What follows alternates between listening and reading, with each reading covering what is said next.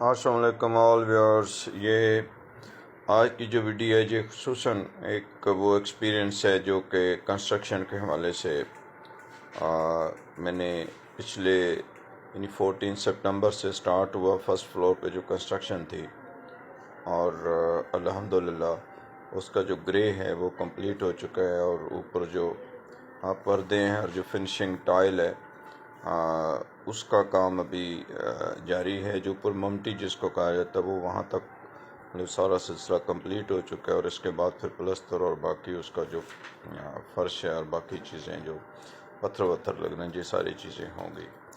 لیکن اس پورے ایکسپیرینس میں یہ میں نے پہلے بھی کئی ویڈیوز میں یہ بات کی تھی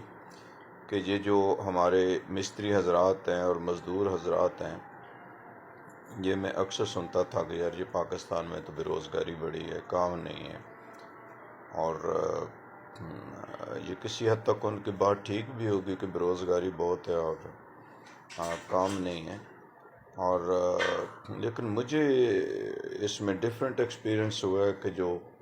اگر کام ملے بھی تو شاید ہم چاہتے ہیں کہ وہ بغیر کام کیے ہی ہماری جو پاکٹ ہے اس میں پیسے آ جائیں، ہم کام نہ کریں. مجھے تو اس قسم کا یہ ایکسپیرینس ہوا ہے. اور زیادہ تر یہ جو میسن ہے، مستری جن کو کہا جاتا ہے، مجھے یہ ڈس آنیسٹ ہی لگے ہیں. کیونکہ میں نے پہلے یہ کنٹریکٹر کو کام دیا، لوکل تھا، اس نے ایڈوانس ڈالا اور اس کے بعد اس نے خبر نہیں لی، پھر دوسرے کے ہتھے چڑھ گیا. یعنی کہ یہ 3-4 کنٹریکٹرز کے مطلب میں ہتھے چڑھا، اور انہوں نے بس اس کام کو بلیک میلنگ مطلب بھی شروع کر دی، اور اس طریقے سے مطلب بھی وہ چاہ رہے تھے کہ بس ایڈوانس لیتے رہیں اور باقی کچھ بھی نہیں. لیکن پھر یہ کام میں نے اپنی نگرانی میں یعنی 14 سپٹمبر سے جو شروع ہوا تھا، ٹوڈے از دا 8 اکتوبر، تو آپ یہ دیکھ لیں کہ یہ کوئی اتنی بڑی کنسٹرکشنز نہیں تھی. مطلب بھی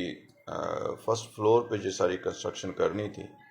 تو کوئی ایسا تو نہیں تھا کہ اگر یہ گراؤنڈ پہ ہوتی تو وہاں تو ڈگنگ بھی انوالو ہوتی ہے، باقی چیزیں انوالو ہوتی ہیں. تو فرسٹ فلور پہ کون سی ڈگنگ انوالو ہوتی ہے جو باقی چیزیں انوالو ہوتی ہیں. لیکن بہرحال یہ جو ایکسپیرینس ہے یہ میں اپنا شیئر کرنا چاہتا ہوں آپ سب لوگوں کے ساتھ کہ آپ اس میں بڑے ویجیلنٹ رہیں، ضرور اس کی کیلکولیشن کریں. آپ خود بیٹھ کے کیلکولیشن کر لیں کہ آپ کا ایریا کتنا ہے، آپ کی جو برکس ہے اس کا ایریا کتنا بنتا ہے، اور کس ہائٹ تک آپ نے جانا ہے، اور کتنی برکس لگے گی، سیمنٹ کتنا لگے گا، اور اس میں جو باقی مٹیریل ہے ایون لینٹر تک آپ چلے جاتے ہیں وہاں تک مطلب بھی آپ کیلکولیشن کر سکتے ہیں کہ اس میں کتنا جو آئرن بار سریا جس کو کہا جاتا ہے. تو یہ ساری چیزیں اگر آپ کریں، پھر جو کنٹریکٹر ہوتے ہیں یہ لینٹر پہ جا کے اوپر شیڈ چاروں طرف بڑھا لیتے ہیں، اور پھر وہاں سے اس کی میجرمنٹ لیتے ہیں جس کو پیمائش یہ کہتے ہیں، اور وہاں سے جو ریٹ طے ہوتا ہے وہ اس طریقے سے اس کو مطلب یہ بندے کو آپ کہہ سکتے ہیں کہ جو ان کے ہتھے چڑھا ہوتا ہے اس کو جو ہر لحاظ سے بس چاہتے ہیں کہ یار اس کو کسر چھوڑے نا اس کو لوٹنے میں. اور پھر جو سیڑھیاں یہ چڑھاتے ہیں سٹیئرز،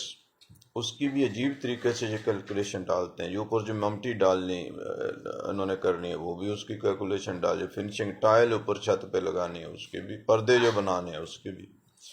تو اس طریقے سے جو بندہ ہے نا وہ اچھا خاصا پریشان ہو جاتا ہے. تو وہ لیکن میں نے یہ دیکھا کہ اس میں سیف سائڈ یہی ہے کہ آپ اپنی سپرویژن میں پہلے تو آپ تھوڑا اس فلسفے کو سمجھنے کی کوشش کریں. کنسٹرکشن کو جو مٹیریل چل رہا ہے، مطلب جو ریٹ چل رہا ہے اس میں کنکریٹ کا کیا ریٹ ہے، جو سینڈ ہے ریت اس کا کیا ہے، جو برکس ہیں ان کا کیا ہے، سیمنٹ کا کیا ہے. یہ ساری چیزیں آپ کیلکولیٹ کریں گے اگر آپ خود اپنی سپرویژن میں کروائیں گے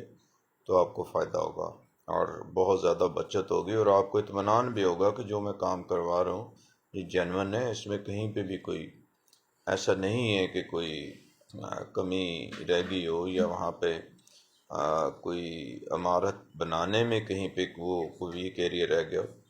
تو یہ ایک ایکسپیرینس تھا جو میں آپ سب کے ساتھ شیئر کرنا چاہتا ہوں. میں یہ جو ہی تیار ہو جاتی ہے تو میں یہ پوری جو کنسٹرکشن ہوئی ہے اس کی پوری ویڈیو بنا کے میں شیئر کروں گا تاکہ آپ لوگوں کو اندازہ ہو کتنا بڑا پروجیکٹ تھا جو میں اپنی اس میں نگرانی میں کرایا. اس میں کافی بچت ہو جاتی ہے اگر آپ کنٹریکٹرز جو لوکل کنٹریکٹرز ہیں اگر تو وہ واقعی گورنمنٹ لیول پہ رجسٹرڈ اور پڑھے لکھے ہیں جن کو مطلب کوئی ڈگری انجینئرنگ کی لے کے سول انجینئرنگ کی پھر وہ آ رہے ہیں ان کا تو لیول اور ہوگا یا جو گورنمنٹ رجسٹرڈ جو کنٹریکٹرز ہیں ان کا بھی لیول اور طرح کا. تو لیکن جو لوکل ہیں یہ ان سے آپ بچیں جتنا بھی آپ بچ سکتے ہیں یہ آپ ان سے ضرور بچیں. Thank you to all.